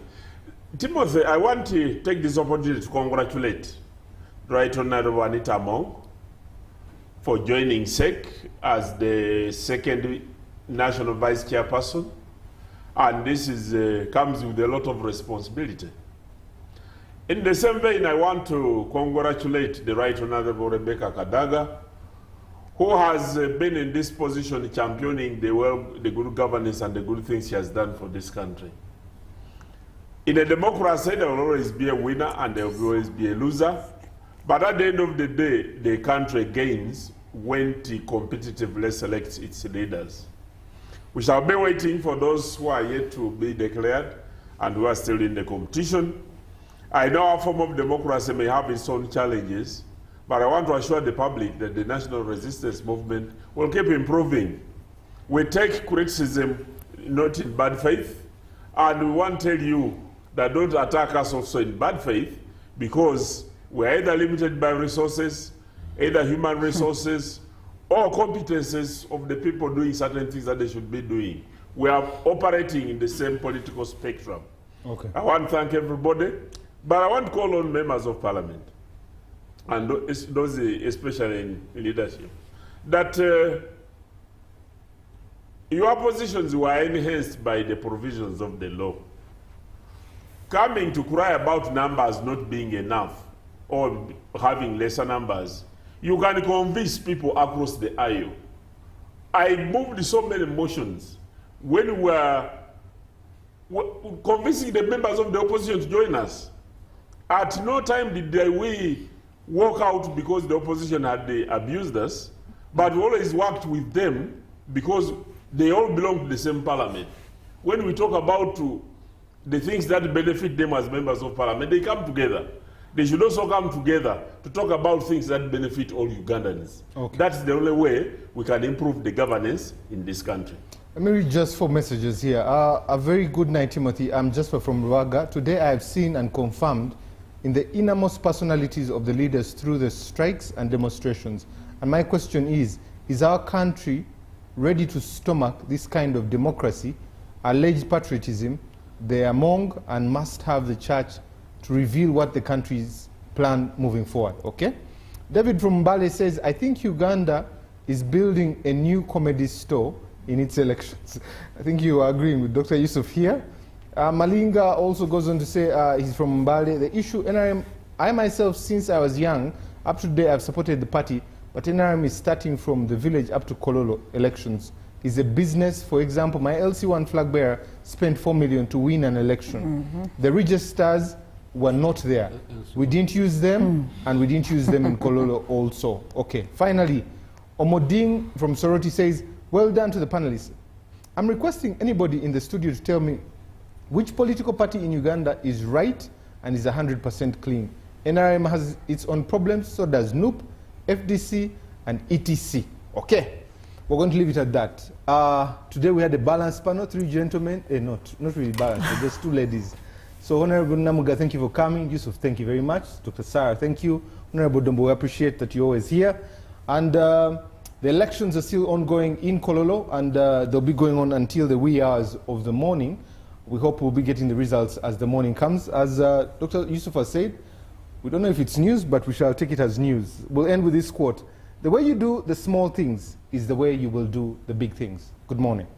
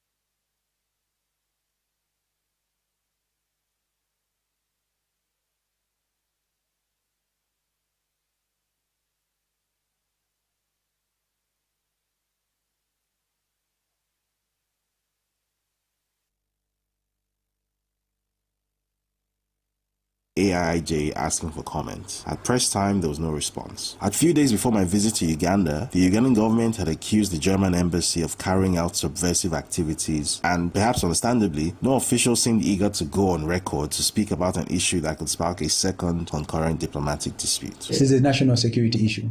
Historically, the trajectory of this organization, for example, NED, has been mapped out. It undermines the intellectual labor force of the country, first and foremost. It makes for focus on non-existent problems. We are legitimizing the foreign policy of other countries before we even look at our problems to begin with. Someone else in East Africa who knows a lot about the US government's attempted hostile takeover of Africa's information spaces is African Stream CEO Ahmed Kabalo. At its peak in September 2024, while receiving over 20 million eyeballs weekly, the now shuttered Pan-African digital news and current affairs platform was labeled a Russian-backed operation by former U.S. Secretary of State Antony Blinken. Immediately after this accusation, which Blinken never made an attempt to substantiate in any way, African Stream was kicked off nearly all major American social media and back-office platforms it had a presence on. It will be up to Africans to agree or disagree with this idea of becoming a continent-sized puppet of a single foreign power. On Moldova's Independence Day, its president, Maya Sandu, celebrated in the company of European leaders. She promoted her chosen path towards EU accession and took the opportunity to smear Moscow. Your presence here, France, Germany, Poland, shows not only support for Moldova, but also the fact that the European project goes on, and we are a part of it. There is no alternative to Europe, and without the European Union, Moldova remains stuck in the past. Europe means freedom and peace. Putin's Russia means war and death. Moldovans have already chosen the right direction, the European path, the path of peace. Meanwhile, crowds gathered outside the country's embassy in Moscow to speak out against the government in Chisinau. Representatives of the Moldovan diaspora